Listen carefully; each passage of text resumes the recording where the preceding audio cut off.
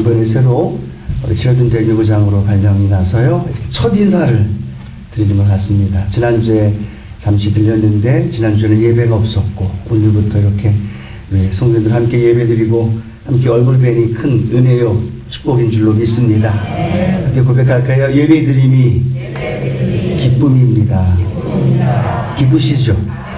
예배드릴 때 우리의 마음이 기쁨이 넘치고 그 예배를 통해 하나님이 공급하시는 은혜가 우리 안에 넘쳐날 줄로 믿습니다. 오늘 함께 읽은 말씀을 중심으로 예수님처럼 이란 제목으로 함께 나누기 원합니다. 함께 고백할까요? 예수님처럼. 뒤에 어떤 단어를 넣기 원하시나요? 예수님처럼 닮아가고 싶습니다. 또 예수님처럼 답이 나올 줄 알았는데 저의 답이 안 나와요. 예수님처럼 살고 싶습니다. 예수님처럼 겸손하고 싶습니다. 여러 가지 이야기가 나오지 않을까 싶어서요. 그 뒷부분을 우리 시라빈 성도님들이 마음껏 좀 넣어주시면 좋겠고, 바라기는 예수님처럼 우리가 그렇게 살아가는 그런 삶이 되기를 소원합니다. 이렇게 신앙생활을 하면서 성도님들하고 대화 나누기도 하고 또 이야기 나누다 보면 가끔 그런 얘기를 합니다. 뭐라고 얘기하냐면 마음은 원이로되 육신이 약하다. 어떤 의미예요? 변명하는 의미이죠. 인간이기 때문에, 연약하기 때문에 마음은 그렇지 않은데 우리 삶에 나타나는 거 이렇게 좀 안타깝습니다 라는 말로 가끔씩 성경 하나님 말씀을 이렇게 도용해서 써먹죠. 마음은 원인데 육신이 약합니다. 인간의 연약한 우리의 모습을 고백할 때가 있다는 겁니다. 오늘 우리가 함께 읽은 이 누가복음에는 예수님이 인자로 오심에 대하여 강조하고 있는 말씀이에요. 그러니까 인간의 몸을 입고 오셨다. 마태복음은 또 마가복음, 요한복음은 또 예수님이 오셨던 그 모습 속에 각각 다른 부분을 강조하고 있어요. 마태복음은 유대인의 왕으로 오신 부분을 강조하죠. 또 이 마가복음은 하나님의 아들로 오심을 강조해요. 그러니까 우리가 그냥 말씀 듣고 은혜 받고 할렐루야 해도 좋지만 이 말씀을 들으면서 예수님이 누가복음에는 어떠한 분으로 오심을 강조한다고요? 인간의 몸을 입고 오심에 대하여 강조하고 있어요. 그래서 이 누가복음을 읽으면서 우리는 그런 생각을 들어야 됩니다. 예수님도 우리처럼 인간의 몸을 입고 오셨구나 라는 생각. 그러면 아까 제가 조금 전에 말씀드렸던 마음은 원이로되 육신이 약하다라는 이 말이 통할까요? 안 통할까요? 예수님도 인간의 몸을 입고 오셨어요. 그런데 예수님은 인간의 몸을 입고 오셨기 때문에 어쩔 수 없습니다. 한계가 있습니다. 할 수 없습니다 라는 말을 하셨을까요? 안 하셨을까요? 안 하셨다는 거예요. 우리처럼 인간의 몸을 입고 오셨지만 그 인간의 삶에 예수님의 삶을 통하여서 우리에게 연약함 그리고 육신이 한계가 있음을 변명하는 삶이 아니라 우리에게도 인간의 삶을 살아가는 저와 우리 시러빈 성도님들 삶에도 예수님처럼 살아가면 예수님이 행하셨던 일들을 우리의 삶 가운데 이루어질 줄로 믿습니다. 그걸 우리가 알면 누가복음을 읽어나가면서 예수님의 삶의 모습을 이렇게 닮아갈 수 있어요. 그 이유 중에 하나가 뭐냐면 예수님처럼 그 삶을 살았던 걸 우리가 그대로 따라하면 될까요? 안 될까요? 된다는 겁니다. 왜냐하면 예수님이 인간의 몸을 입고 오셔서 그런 삶을 살았기 때문에 그러면 나도 예수님처럼 살아야지. 그 예수님의 삶을 우리가 알면 예수님이 이루셨던 구원의 역사와 복음의 능력이 저와 여러분 삶에도 이루어질 줄로 믿습니다. 그러니까 저와 여러분을 구원해 주신 것이 예수님이 그냥 구원받고 하나님의 자녀가 된 것만으로 끝나는 게 아니에요. 동일하게 우리도 작은 예수의 삶을 살아가기를 원하십니다. 그리고 우리가 그런 삶을 살아가야 될 줄로 믿습니다. 자, 그러면 예수님의 삶이 어떤 삶이었는가? 마태나 마가, 요한복음에 나와 있지 않지만 또 어떨 땐 중복되기도 하지만 인간의 몸을 입고 오셨던 예수님이 삶의 모습을 우리가 배워가면서 우리도 그렇게 살면 예수님이 이루신 놀라운 구원의 역사와 더불어 주님 주신 은혜를 경험하며 살아가게 될 줄로 믿습니다. 자, 첫 번째로 우리가 함께 말씀 나누고 싶은요, 예수님의 삶의 기초의 모습이 있었어요.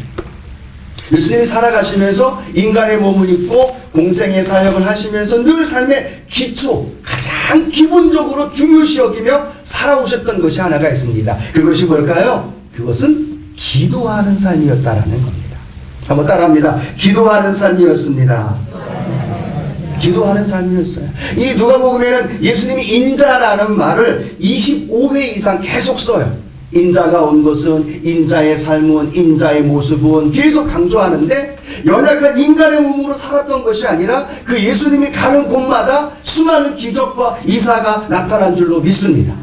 하나님이 행하실 놀라운 일들을 인자로 오신, 인간으로 오신 예수님을 통해 하나님이 그걸 이루셨다는 거예요. 근데 그걸 이루기 위해서 예수님이 가장 중요시 여기면서 놓치지 않았던 것이 뭘까요? 그건 기도하는 일이었다는 거예요. 그 기도하는 일을 가장 중요시 여겼어요. 그래서 새벽 일찍 일어나면 주님은 뭘 하셨을까요? 기도하셨어요. 제자들을 선택하고 제자들을 부를 때 예수님은 어떻게 하셨다고 성경은 말하고 있습니까? 밤이 맞도록 기도하며 철야하시면서 예수님의 제자들을 부르시는 모습이 나와요. 인간의 몸을 입고 오셨기 때문에 예수님은 철저하게 기도라는 것과 연결되어져서 하나님의 은혜와 사랑을 주님께로 인도함을 받았고 또 그 은혜로 인해서 그 삶을 살아간 줄로 믿습니다. 예수님께 하루는 제자들이 와서 물어보죠. 예수님, 우리도 기도하는 법을 좀 가르쳐 주십시오. 제자들이 예수님께 기도하는 법을 가르쳐 달라고 요구했던 건 뭘까요? 예수님이 기도하는 삶을 살았기 때문에. 새벽에 일어났는데 예수님이 안 보여요. 그런데 예수님은 뭐 하셨어요? 한적한 곳에서 기도하는 모습을 보는 거예요. 그리고 그 기도에 흠뻑 하나님의 은혜를 경험한 다음에 나가서 어떤 일을 행하십니까? 수많은 기적과 이사를 행하는 거예요. 안진뱅이를 치료하시고 또 문둥병자를 치료하시고 바람과 바다를 꾸짖으시며 잠잠케 하시는 일들을 예수님이 기도하는 삶을 이루신 다음에 그 삶의 모습에 그 역사가 나타나니까 제자들이 뭐라고 요구해요? 주님, 우리도 주님처럼 기도하고 싶어요. 우리에게도 기도하는 법을 가르쳐 주십시오 라고 말합니다. 즉 예수님의 삶이 기초의 가장 기본적인 삶이 기도와 연결되어졌다는 사실을 우리는 너무너무 잘 알고 있다는 겁니다. 그러면 동일하게 저와 여러분의 삶도 어떤 삶을 살아야 될까요? 기도하는 삶을 살아야 되는 거죠. 우리 잘 알고 있습니다. 어떤 사람이 제일 교만한 사람일까요? 기도하지 않는 사람. 어떤 사람이 제일 겸손한 사람일까요? 제가 질문하면 다 기도하는 사람이라고만 얘기하면 돼요. 그렇죠? 가장 교만한 사람이 어떤 사람이에요? 기도하지 않는 사람이에요. 가장 겸손한 사람은 어떤 사람이에요? 기도하는 사람이에요. 기도는 뭘 의미하기 때문에 나의 연약함을 고백하고 하나님의 은혜를 갈망하는 마음이 기도이기 때문에 예수님은 그래서 철저하게 기도의 삶을 살아가셨고 그 기도를 통해서 놀라운 일을 이루어 주셨습니다. 하루는 예수님이 제자들을 통해서 말씀하시며 이 기도의 중요성을 설명을 합니다. 제자들을 데리고 감람산이라는 곳에 갑니다. 그리고 제자들에게 뭐라고 얘기를 해요? 깨어서 기도해줘라. 내 마음이 죽게 되었으니까 기도해줘라 라고 말하고 제자들과 조금 헤어진 다음에 거기서 예수님이 계속 기도하십니다. 그리고 1시간 이후에 돌아왔는데 제자들은 자고 있어요. 그래서 제자들에게 얘기하자 한시도 깨어서 나와 기도할 수 없느냐라고 말하면서 그들에게 깨어 기도할 것에 대하여 강조하고 있다는 겁니다. 왜 그랬을까요? 그 뒤에 일어날 일을 예수님은 알고 있었기 때문에. 제자들이 기도했다면 로마 병정들에게 다가왔을 때 그들은 그 기도로 인하여 그 위기를 이길 수 있었고 그 기도를 통해 뛰어넘을 수 있음을 주님은 알고 있었기 때문에 제자들에게 기도해달라라고 요청을 합니다. 그리고 예수님조차도 기도에 무릎을 꿇은 줄로 믿습니다. 기도로 이겼기 때문에 예수님은 감람산에서 그 다음 십자가 갈보리로 그리고 그 십자가를 지고 이기신 줄로 믿습니다. 그런데 제자들은요 기도하지 않았어요. 가르쳐달라고 얘기는 했지만 머리로는 알고 있었지만 기도하지 않았습니다. 그러니까 그 제자들은 그 로마 병정들 앞에서 다 혼비백산 도망갈 수밖에 없었던 안타까운 모습을 발견하게 됩니다.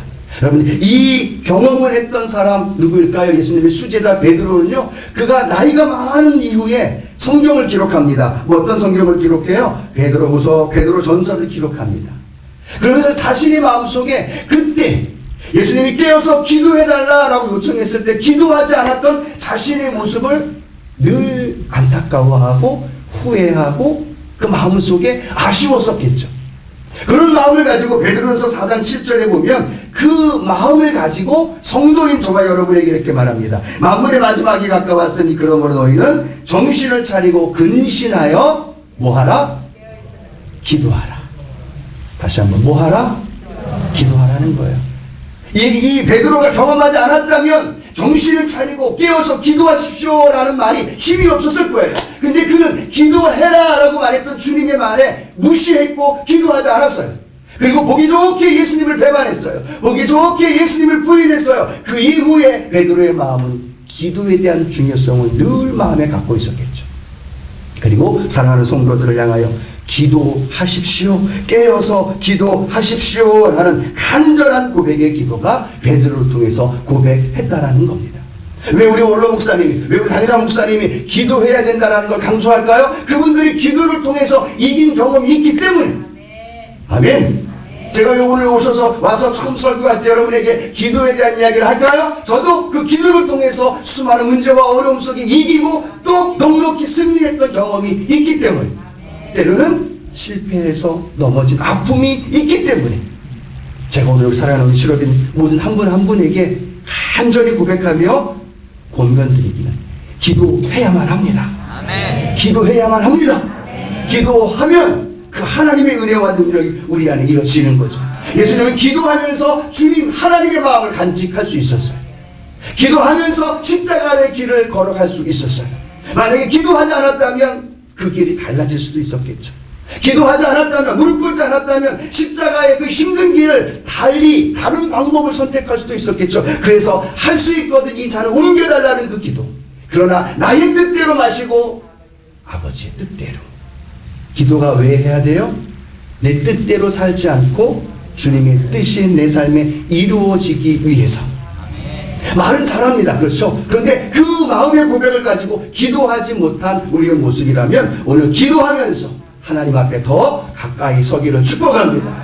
주님이 어떻게 그 귀신을 쫓아낼 수 있었을까요? 주님이 어떻게 나사로를 살려낼 수 있었을까요? 주님이 어떻게 바람과 바다를 잠잠하게 할 수 있었을까요? 기도하셨기 때문에. 다른 대로 말하면 왜 우리가 능력 있는 삶을 살지 못하고 있을까요? 왜 우리 삶 속에 다가오는 문제와 어려움 속에서 늘 패배하고 절망하고 낙심하고 패배자로 살아갈까요?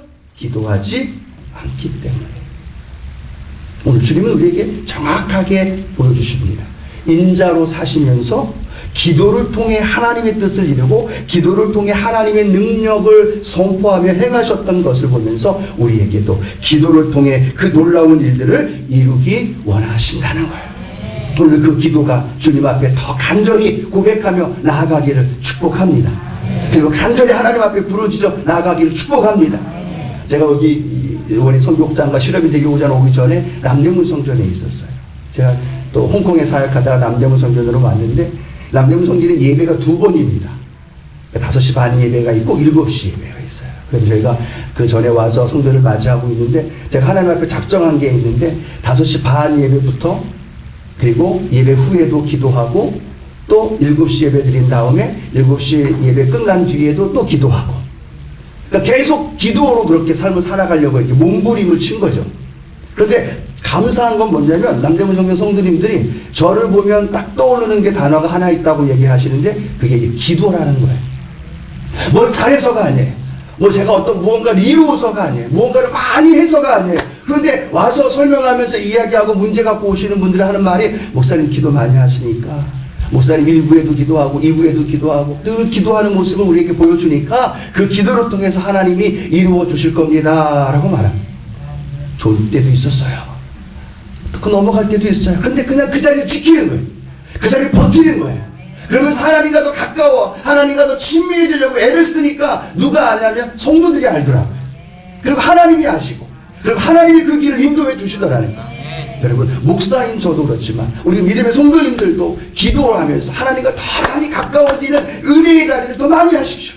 그러면 하나님의 은혜와 하나님의 뜻과 주님이 행하셨던 놀라운 일들을 우리 가운데도 이루어 주십니다. 기도하지 않으면서 이루어지기를 원할 때가 참 많아요. 기도에 무릎을 꿇지 않으면서 무언가를 달라고 요청할 때도 있어. 그러나 하나님 앞에서 기도함으로 더 가까이 주님의 은혜를 경험할 수 있기를 축복합니다. 저도 성사님이 그런 간증을 하는 것을 들어본 적이 있습니다. 선교사로 발령난 다음에 열심을 다해 선교지에서 수많은 일들을 다 해나갔답니다. 어떤 그런 많은 분들을 도와주고 구제하고 선교하는 일, 그리고 교회를 또 가꾸고 다듬는 일, 또 많은 성도들과 함께 신방하는 일, 참 많은 일을 했는데 1년이 지나고 2년이 지나도 성도들이 늘지 않는 거예요. 그러니까 그 마음속에 어떤 마음이 들까요? 여러 가지 갈등과 고민이 생겨집니다. 최선을 다해 감당하는데 안 되니까 이분이 어떤 결론을 내리느냐. 아, 내가 좀 더 공부해야 됐어야 되는데 공부를 안 했구나. 내가 학위가 없어서 그런 부분이 나타나는가 보다 싶어서 선교 일정을 잠깐 중단하고 외국에 나가서 박사 학위를 받고 돌아옵니다. 그러면 잘 되겠지라고 생각을 하고 더 열심을 다해 사역하고 헌신하면서 더 매진하는데 더 녹초가 되는 거예요. 일은 더 많이 하는데 더 많은 걸 연구하고 하고 있는데 나타나는 열매는 없는 거죠. 근데 하루는 그냥 푸념하면서 하나님 앞에 앉아있는데 하나님이 그렇게 말씀하시다는 거죠. 너는 학위가 중요하지 않으니, 너는 구제하고 선교하는 게 중요한 게 아니라 너는 나와 함께하는 시간을 좀 많이 가지면 좋겠다. 나와 함께하는 시간을 더 많이 가지면 내 뜻을 할 텐데, 나와 함께하는 시간을 더 많이 가지면 내 능력이 너의 능력이 될 텐데, 나와 함께하는 시간을 더 많이 가지면 너의 삶 속에 더 많은 열매로 하나님께 영광 돌릴 수 있는데 왜 다른 거에 집중하느냐라는 말을 하더라고요. 그 다음에 이분 다 내려놓고요, 하루에 2시간 3시간 주님과 같이 있는 거예요. 주님과 함께 있는 거예요. 그러니까 결과가 어떻게 됐겠어요? 하나님의 놀라운 은혜와 열매로 채워주신 줄로 믿습니다. 아멘. 하나님과 가까이 계십시오. 더 많이 기도하면서 더 많이 대화하면서 함께 나누는 시간을 더 많이 가지십시오. 그러면 하나님의 놀라운 은혜와 능력이 저와 여러분 가운데 이루어질 줄로 믿습니다. 예수님의 삶의 기본이에요. 우리 삶의 기본도 뭐 하는 거예요? 기도하는 거예요. 꼭 기도로서 주님의 삶을 우리 가운데도 나타나기를 축복합니다. 두 번째, 이 기도의 삶을 살아갔는데 하나님은요, 인간의 몸을 입고 오신 예수님을 그냥 두지 않으셨어요. 기도에 무릎을 꿇으니까 그 예수님께 무엇을 주셨을까요? 능력을 주시는 거예요. 그 능력이 어떤 능력이에요? 성령의 능력을 그 주님께 덧입어 주셨다는 거예요. 성경의 마태, 마가, 요한복음에도 나와 있지만요, 누가복음에 보면 성령님이 예수님께 덧입은 바 되었다.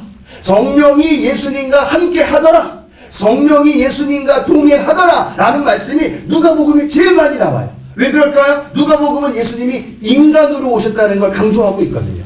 근데 인간으로 오셔서 그 많은 기적과 능력을 행할 수 있어요, 없어요? 못하니까 그 예수님께, 인간의 몸을 입고 온 예수님께 무엇이 임해야 돼요? 하나님의 성령, 성령의 은혜와 능력이 예수님께 임한 거죠.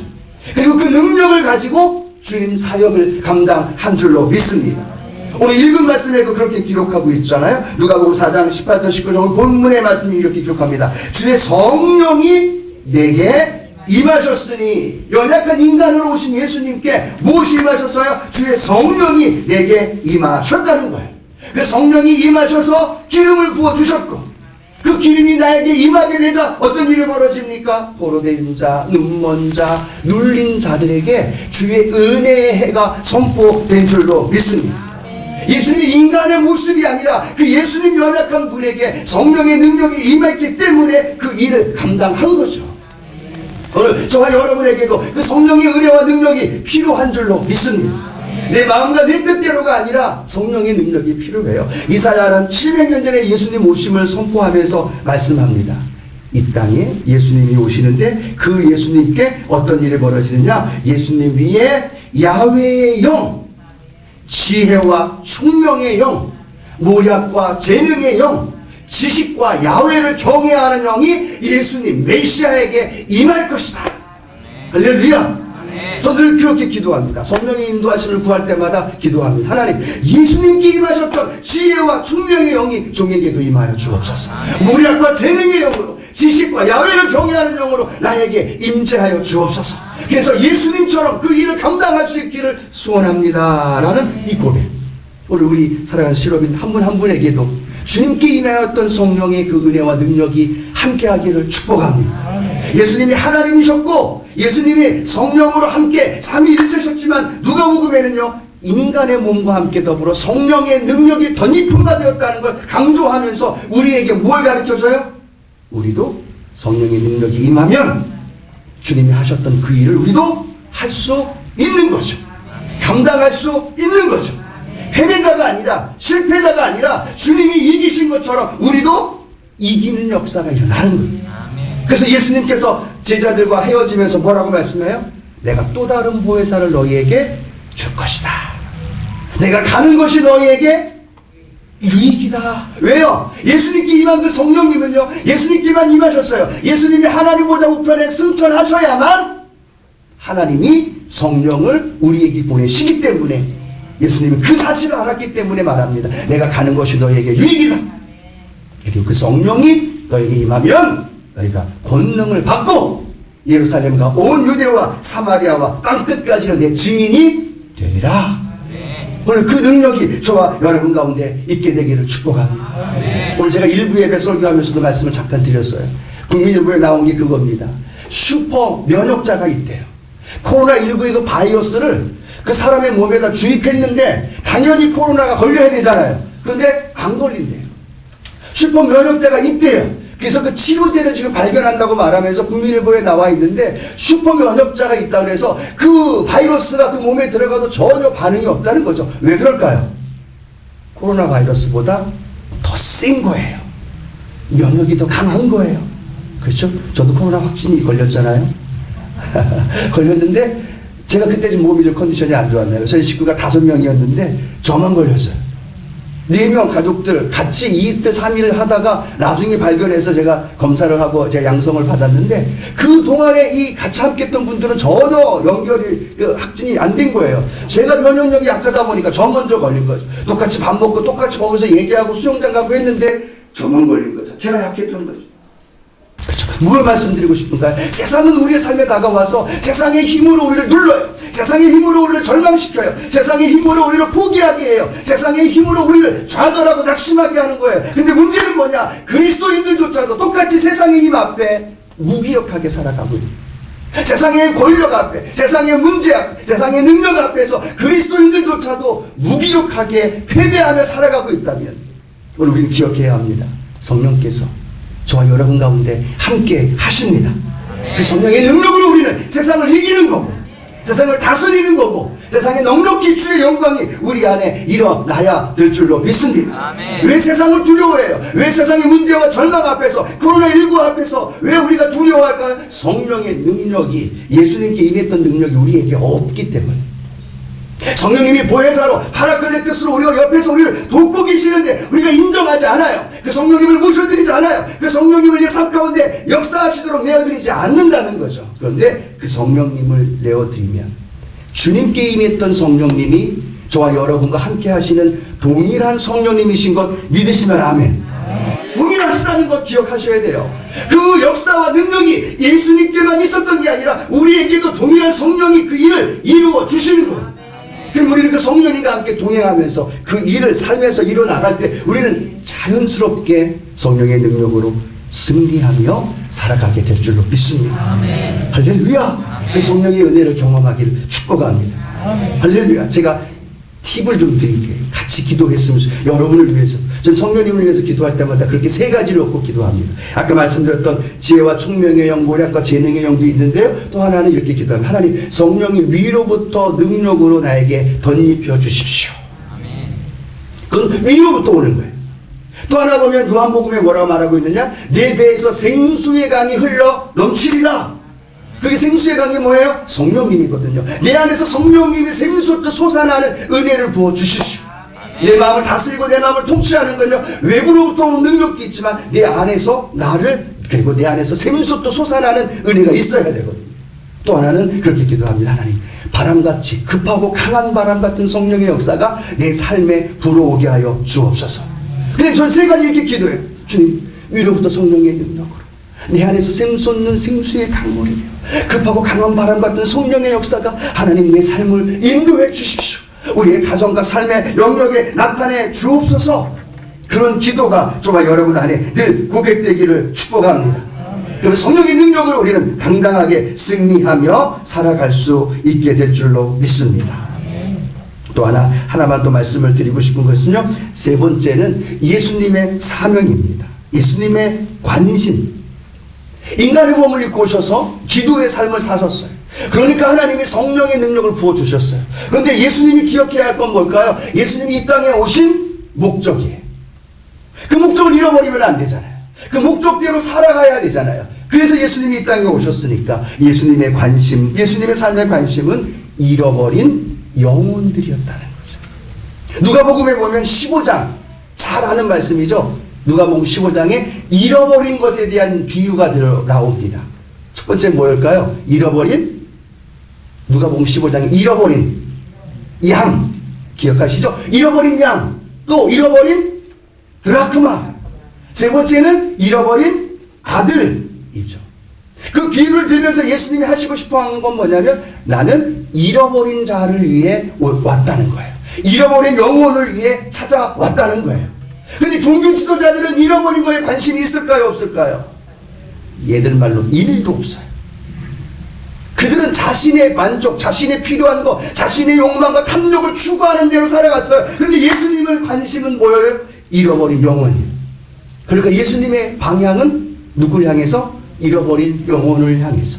예수님의 능력은 누구를 향해서? 자신이 아니라 잃어버린 영혼, 과부, 세리, 고통당하는 자들에게 늘 관심이 되어져 있는 거예요. 예수님의 말씀은, 예수님의 눈빛은 늘 잃어버린 자들. 그런데 세상은 그들을 외면합니다. 세상은 그들을 무시합니다.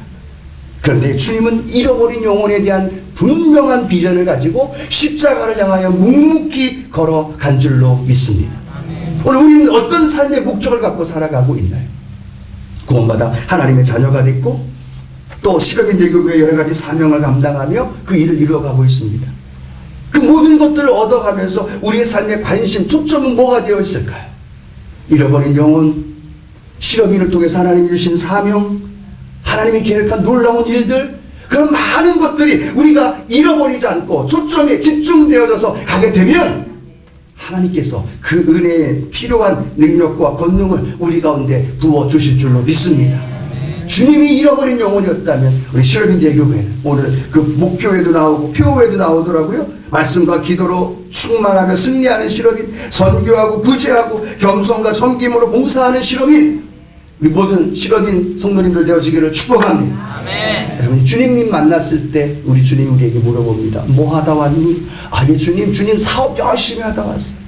주님, 우리 자녀들 주셔서 자녀들 열심히 케어하고 믿음으로 성장하게 했어요.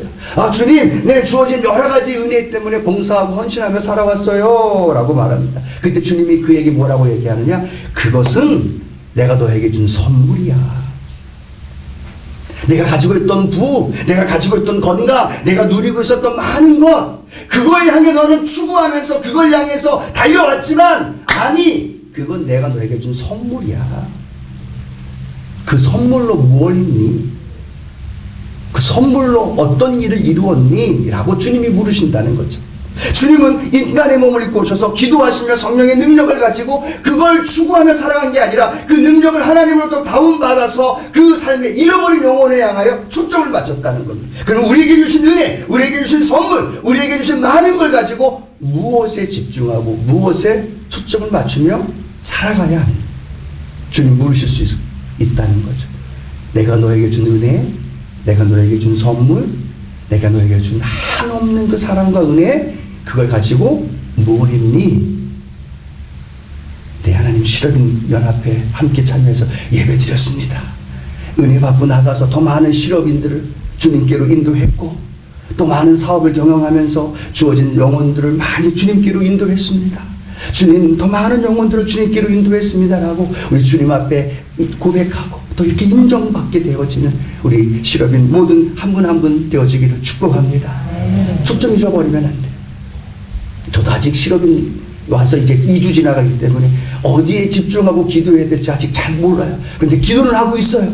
근데 그 가장 중요한 거 우리가 놓치지 말고 기도하면서 나아갈 때 하나님께서 우리 실업인 이 연합회를 통해서 각 선교회 그리고 개인과 가정과 삶의 현장에 놀라운 하나님의 뜻이 이루어질 줄로 믿습니다. 그 길이 십자가의 길일 수도 있어요. 그 길이 때로는 힘들고 어려운 길일 수도 있어요. 때로는 그것이 영광스러운 길이 될 수도 있어요. 근데 그게 어떤 길이냐가 중요하지 않아요. 그걸 통해 우리는 주님이 나를 부르신 그 부름의 목적에 이루어 가느냐에 대한 중요성을 깨닫고 하나님 앞에서 담대히 걸어가기를 축복합니다. 주님도 인간의 몸을 입고 오셔서 저와 여러분처럼. 그런데 그 삶의 기초가 뭐였어요? 기도에 무릎을 꿇었던 거예요. 본인의 힘이 아니라 성령의 능력을 힘입었어요. 그리고 삶의 초점을 흐트러뜨리지 않고 그곳에 집중하며 살아왔어요. 오늘 그 은혜가 저와 여러분 안에 이루어져서 주님이 행하셨던 놀라운 구원과 복음의 능력의 역사가 우리 시를 모두 한 분 한 분의 삶 가운데 넘쳐나기를 주님의 이름으로 축원합니다. 기도합니다. 주님.